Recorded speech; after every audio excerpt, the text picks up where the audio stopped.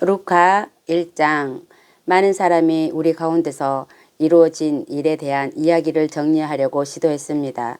처음부터 말씀의 목격자고 말씀의 일꾼이었던 그들이 우리에게 전한 것처럼 세오필로 각하여 저도 모든 것을 다시 자세히 조사하여 차례대로 당신께 써서 드리는 것이 좋겠다고 생각했습니다. 이는 당신께서 배우신 말씀들이 확실한 사실이라는 것을 알게 하려는 것입니다.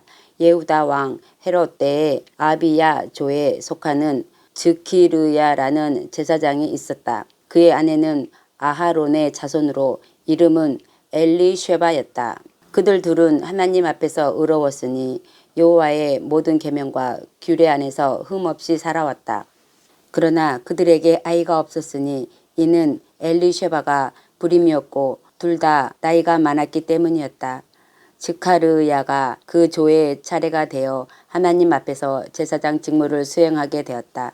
제사장직의 관습에 따라 제비를 뽑았는데 그가 여호와의 성전에 들어가 분향하는 일을 맡게 되었다. 향을 피우는 때에 모든 무리가 밖에서 기도하고 있었다. 그때 여호와의 천사가 그에게 나타나 분향단 오른편에 서 있었다. 즈카르야가 그를 보고 놀라며 두려움에 사로잡혔다. 천사가 그에게 말하였다. 두려워하지 마라. 즈카르야야, 네 기도가 들려서 네 아내 엘리쉐바가 네게 아들을 낳으리니 너는 그 아기의 이름을 요하난이라고 불러라. 네게 기쁨과 즐거움이 있을 것이고 많은 사람이 그의 출생을 기뻐할 것이다. 참으로 그는 여호와 앞에서 큰 자가 될 것이다. 그는 포도주나 독주를 마시지 말아야 하고 모태에서부터 이미 성령으로 충만해질 것이다. 그리고 그는 많은 이스라엘 자손을 그들의 하나님 여호와께로 돌아오게 할 것이다. 그는 엘리야의 영과 능력으로 여호와 앞에 앞서가며 아버지들의 마음을 자식들에게로 불순종하는 자들을 의로운 지혜 안으로 돌아오게 하고 준비된 백성을 여호와를 위하여 준비할 것이다. 즈카르야가 천사에게 말하였다. 어떻게 제가 이것을 알겠습니까? 참으로 저는 나이가 많은 사람이고 제 아내도 나이가 많습니다. 천사가 그에게 대답하여 말하였다. 나는 하나님 앞에 서는 가브리엘이다. 이 복음을 네게 전하라고 보내어졌다. 보라, 그 때가 되면 이루어질 것이라는 내 말을 네가 믿지 못했기 때문에 이 일들이 일어나는 날까지 너는 말 못하는 자가 되어 말을 할 수 없게 될 것이다. 백성이 즈카르야를 기다리다가 그가 성전에서 지체함으로 이상하게 생각하였다. 그가 나와서 그들에게 말을 할 수 없었으므로 그들은 그가 성전에서 계시를 본 줄 알아차렸다. 그는 그들에게 손짓만 하고 말 못하는 자로 계속 있었다. 그의 당범 기간이 끝나자 그는 자기 집으로 갔다.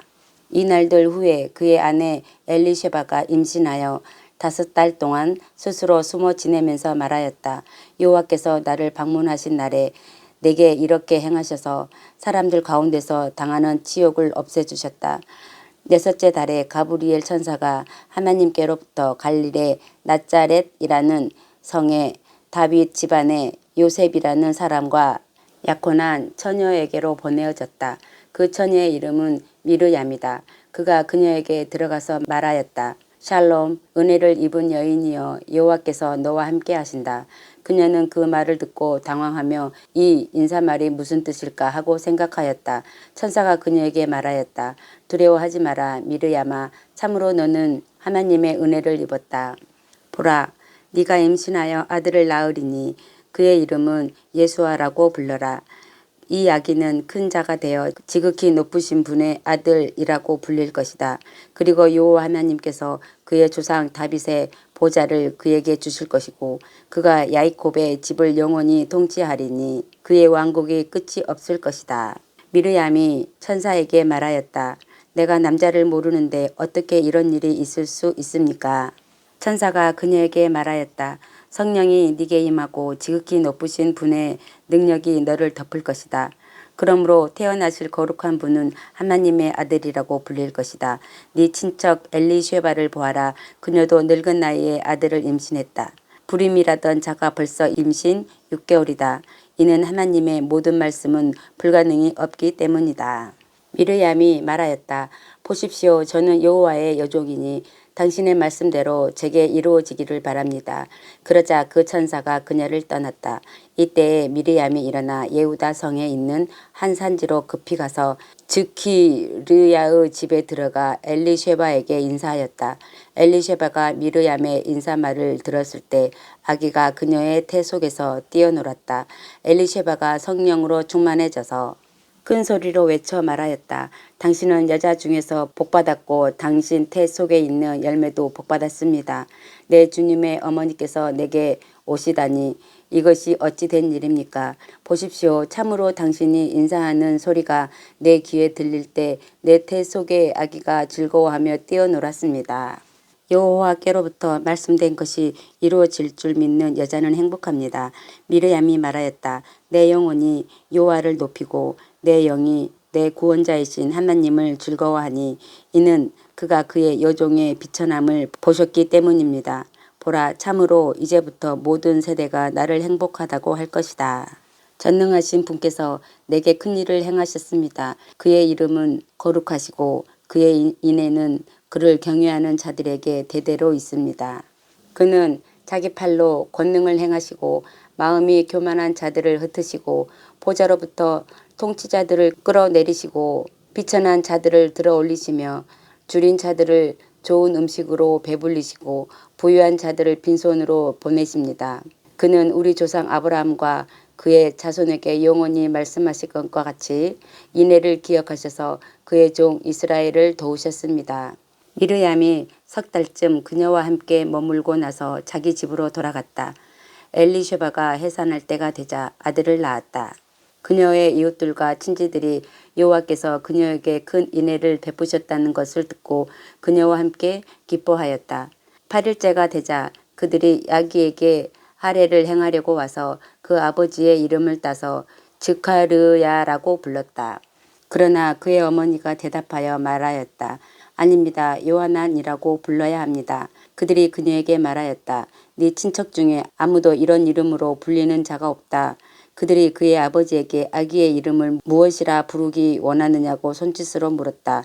그는 작은 서판을 달라고 하여 그의 이름은 요하난이라고 쓰니 모두가 놀랐다. 그러자 그의 입이 즉시 열리고 혀가 풀려서 말을 하며 하나님을 송축하였다. 그들 주위에 사는 모두에게 두려움이 임하였고 예후다 온 산골에 이 소문이 전해졌다. 이 말을 들은 모든 사람이 각자 마음에 두며 그러면 이 아기가 어떤 사람이 될까 하고 말하였으니 이는 여호와의 손이 그와 함께 있었기 때문이었다. 그의 아버지 즈카르야가 성령으로 충만하여 예언하였다. 이스라엘의 하나님 여호와를 송축하라.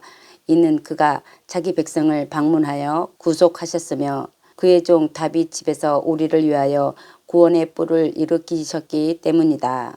이 일은 그분이 옛날부터 자신의 거룩한 예언자들의 입으로 말씀하신 대로다.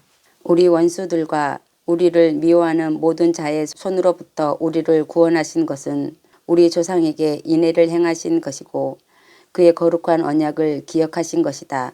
그가 우리 조상 아브라함에게 하신 맹세는 우리가 원수들의 손에서 구조되어 두려움 없이 그분 앞에서 경건함과 의로움으로 우리의 모든 날을 섬기게 하기 위함이다. 아기야, 너는 지극히 높으신 분의 예언자라고 불리리니 참으로 너는 여호와 앞에서 가며 그의 길을 준비하고 그의 백성에게 그들 죄들의 용서를 받게 하는 구원의 지식을 줄 것이다. 이는 우리 하나님의 인애의 마음 때문이다. 높은 곳에서부터 동이 터서 우리를 방문했으니 어둠 속과 죽음의 그늘에 앉아 있는 자들에게 비추고 우리의 발걸음을 평화의 길로 인도하기 위함이다. 그 아기는 자라서 영으로 강건해졌다. 그리고 그는 이스라엘에 자신을 드러내는 날까지 광야에서 있었다. 아멘.